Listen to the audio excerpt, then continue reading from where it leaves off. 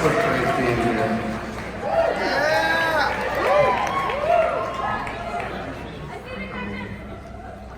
Coming out here for so long.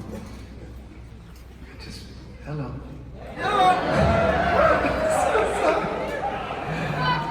So interesting, man. I do this like from room to room, you know, and more so than with the electric stuff. Like the sound of the rooms are different, and the energy of the rooms are really different. So, thank you.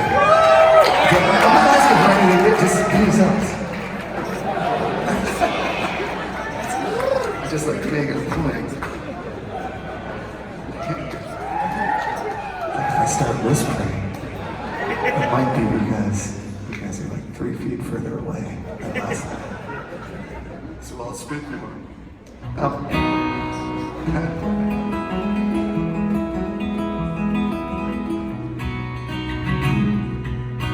my God. I'm sorry. Maybe you guys been coming around since like the early 90s. Is there anybody out there?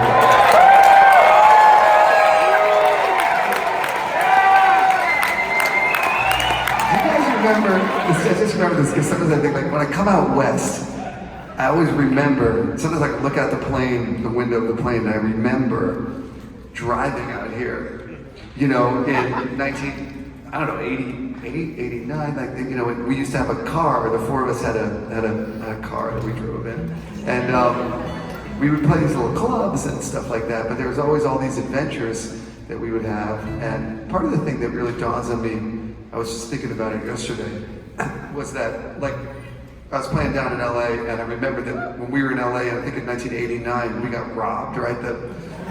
We came out of the venue, and our car had been robbed. And the thing that was interesting about it was that, like, we didn't have cell phones or anything.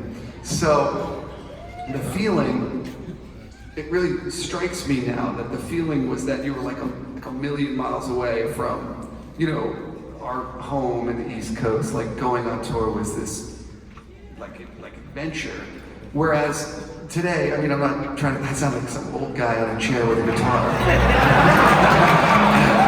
But, you know what I mean? Like when we got robbed, there was, you know, there wasn't, you couldn't like call anybody for help or anything. You had to, I don't know, flying cop or I don't know what, it's just, you know, things have changed. But that kind of got me thinking about some of those gigs. And the reason I asked if anybody's around in 91 because I suddenly remembered this thing we used to do that, this is gonna amaze me if anyone in the room remembers this, but I was sitting backstage one night trying to teach those guys It's Ice, right? So I was going, and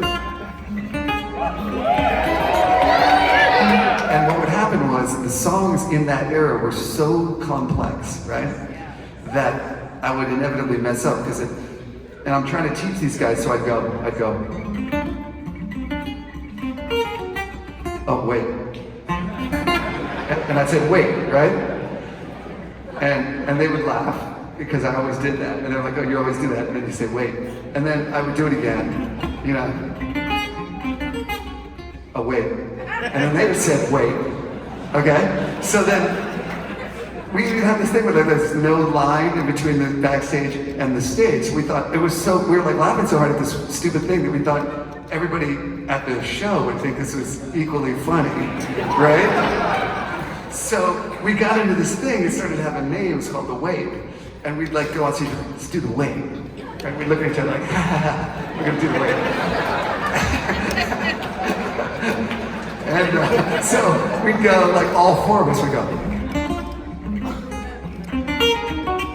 wait. And then simultaneously we'd say, wait. And then we'd do it again.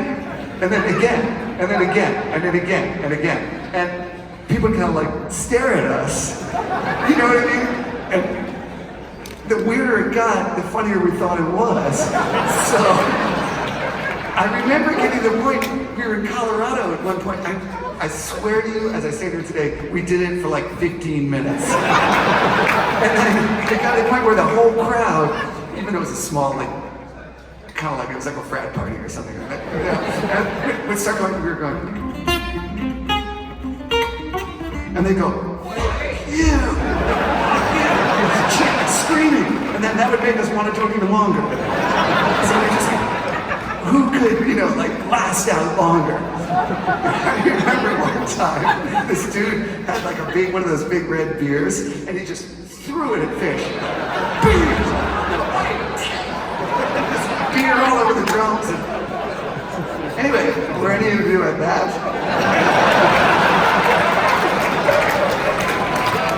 None of you were. So, next time you're like, I've been to 300 shows, man. You haven't been to the wait.